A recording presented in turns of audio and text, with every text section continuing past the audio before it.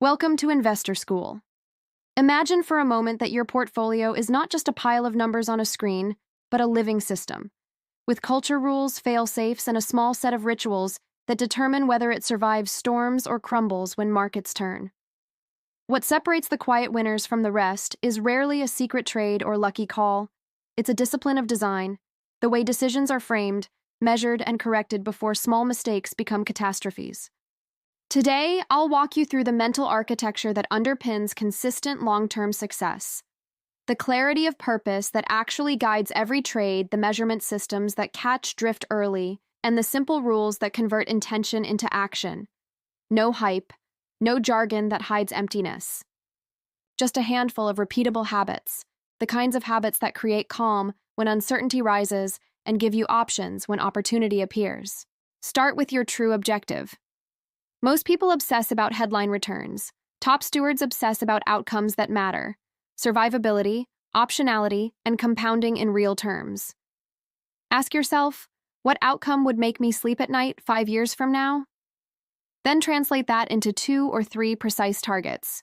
For example, maintain a 6 to 8% real return, preserve a minimum cash runway, and keep a maximum drawdown threshold. Next, build simple metrics that map to those targets. Not 27 vanity indicators, but 3 practical signals you check weekly, monthly, and quarterly. Weekly, liquidity and concentration alerts. Monthly, trailing risk-adjusted returns. Think, returns relative to volatility, tax impact, and income stability. Quarterly, scenario stress tests and counterparty exposure. Couple each metric with an automatic reaction rule, a pre-specified action you'll take if the metric crosses a boundary. That removes emotion from emergency decisions and converts hindsight into a repeatable playbook. Finally, design short feedback loops. Small bets, short cycles, fast learning. The smallest possible experiment that answers your question without risking ruin, that is where scalable wisdom grows. If you're getting value from this, please take a second now. Subscribe to the channel and click the bell so you don't miss the templates and case studies coming in part 2. It costs you a click, and it sharpens your edge. Now let's make this practical. Structure your portfolio like a 3-layer engine. Layer 1 is safety and agility. Short duration cash, a reliable income sleeve, insurance, and clear liquidity buffers sized to your personal obligations. This is where many plans quietly fail because they confuse paper portfolio value with spendable capital. Layer 2 is your core engine. Diversified exposures aimed at steady compounding, index allocations, strategic tilts, tax-efficient wrappers such as 401ks, ISAs, or RRSPs depending on where you live. Layer 3 is optionality and asymmetric bets, concentrated conviction positions, venture exposure, or hedges that cost a little now and protect a lot later. Each layer has a different measurement cadence and a different tolerance for volatility. Importantly, put governance guardrails around the optionality layer, position size caps, cooling off periods after big wins, and a written thesis that must be updated at set intervals. Use simple instruments to protect downside. Stop losses are blunt but effective, collars, and options offer defined risk alternatives. And insurance, yes, real-world insurance, can be a rational, cost-effective choice for specific tail risks. Remember, sophistication is not complexity. It's getting the right tool for a known problem. Here's the human part. The habit architecture. The most successful capital stewards design their environments so the right decision is the default decision. They delegate routine tasks to checklists and dashboards they hire or partner for gaps. They don't want to learn the hard way. And they create accountability rituals. Monthly review meetings with a trusted advisor, written after-action reports on big calls, and a simple pre-mortem done before every meaningful position. Emotions are inevitable. Design around them. When you're tempted to chase a shiny new trend, the pre-commitment rule kicks in.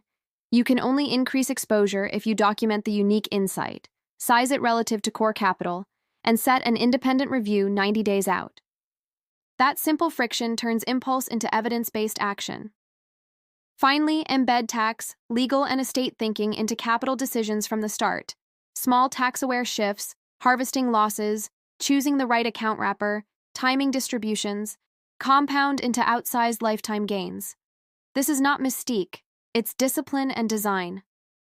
In the next episode, I will share concrete templates you can put into your operating manual, a weekly dashboard, a quarterly stress test worksheet, and real-world examples of these principles in action.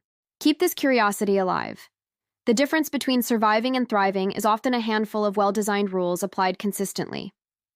Imagine closing the loop on everything you learned in Part 1. The ideas stop being abstract and become an operating system you can actually use. That conversion, from knowledge to operational habit, is where most people fail. They have great intentions, but no ritualized pipeline that turns decisions into reproducible outcomes. The single clearest step you can take today is to write your operating manual. One short document that answers 3 questions in plain language: what outcomes you prioritize, which measurable signals you will watch, and the exact pre-authorized actions you will take when those signals change. Make it short, make it non-negotiable, give it a date and a version number. When markets scream, a 300-word rulebook gives you more edge than 1,000 pages of analysis because it prevents panic from masquerading as insight. From there, commit to short feedback loops, a weekly dashboard, a monthly checklist, and a quarterly stress test.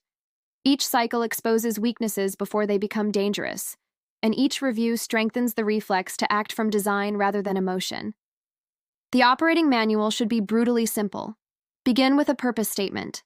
Define your 3 core targets, choose half a dozen measurable signals, and pair each one with explicit decision rules.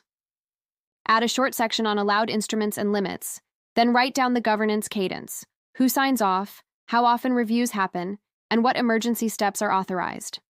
Finally, include an obligation. Any meaningful decision must be followed by a written after-action review.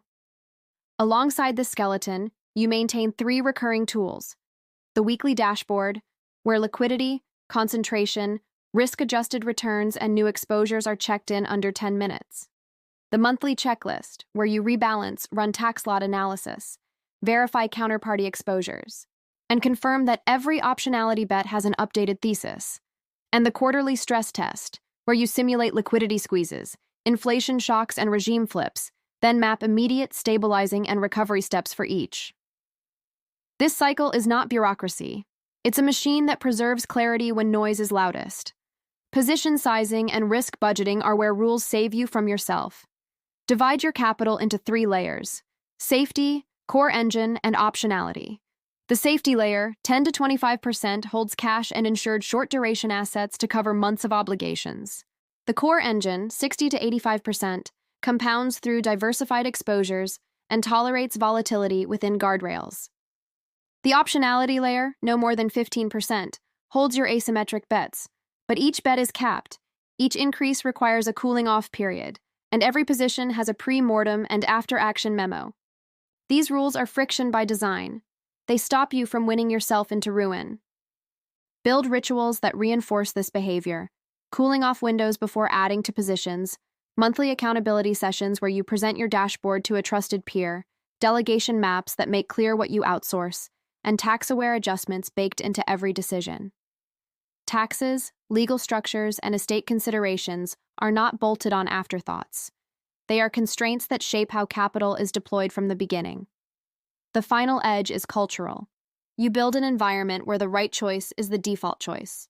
That means keeping a folder with the latest version of your manual, a pinned dashboard updated weekly, and a living library of pre-mortems, after-action reports, and stress tests. This becomes your institutional memory, ensuring you don't repeat mistakes and that lessons accumulate into wisdom. Over time, this machine compounds faster than any single trade because it protects you from your own worst impulses and lets modest, repeatable gains pile up. Before I close, let me leave you with one practical nudge. Act faster on information than on emotion, and make reflection mandatory. For every decisive action, schedule a reflection within a month.